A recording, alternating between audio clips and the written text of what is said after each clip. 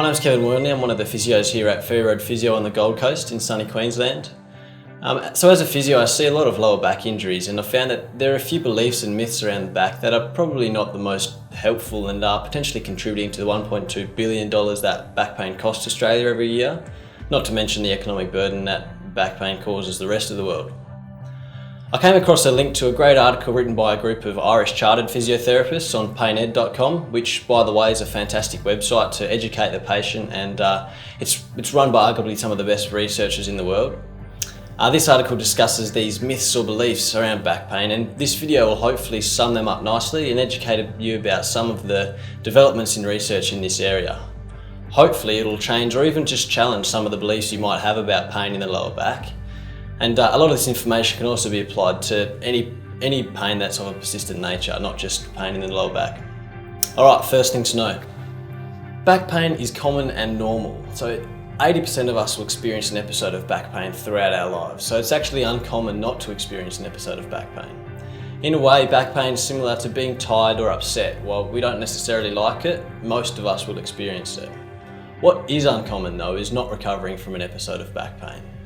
Most back pain occurs simply as a result of a simple sprain or strain and has an excellent prognosis. 85% of people will be fully recovered within 3 months, with almost everyone reporting a significant improvement within 2 weeks, given that they are managed correctly. Only a very small fraction of people develop ongoing persistent problems. Point number 2, you'll rarely need imaging or a scan. While you or a healthcare professional might want to get a scan just in case, all the evidence says that scans only reveal something truly important in less than 5% of people with back pain. Results of scans also need to be interpreted correctly and correlated to clinical findings, as they can show changes that are completely normal and unrelated to your pain, things we call red herrings. However, if this is not explained to people, then they could become fearful of that bulging disc or that osteophyte, which can be completely irrelevant and would most likely be found if you imaged my spine or others without back pain.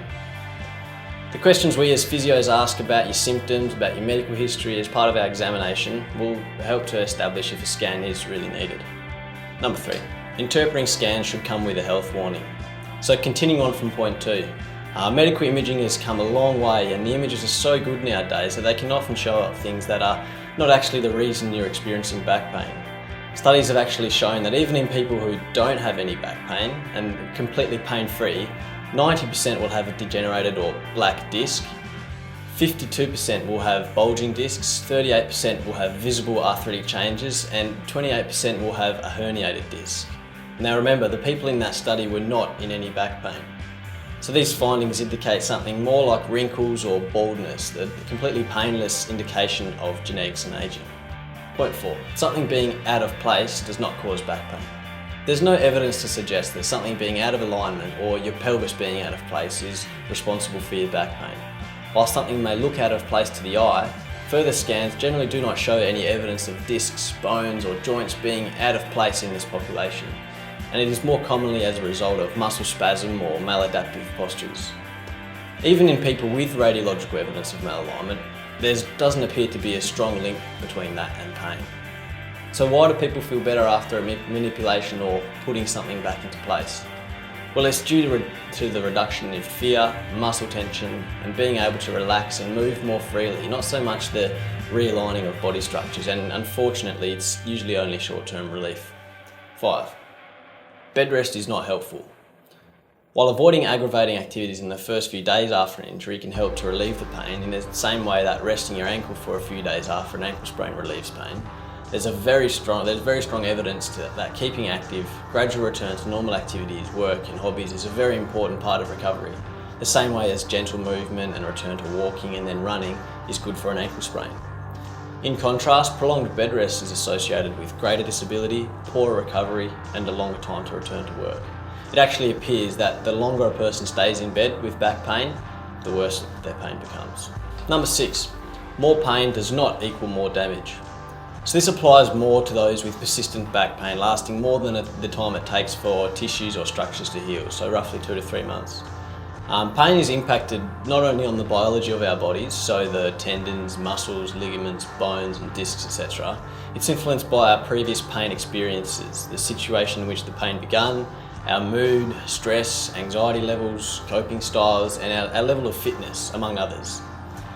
So this can be better understood by looking at the difference your mood has on your pain.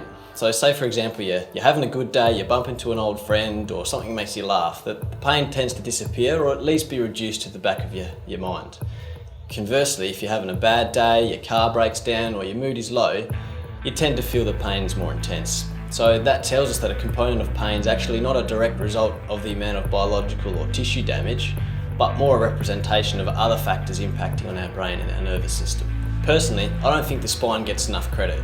It's a super strong, resilient structure, and if a person is experiencing persistent back pain lasting greater than a couple of months, and they are able to understand that the hurt you feel when you move does not mean that more damage is being done, it becomes easier to participate in treatment.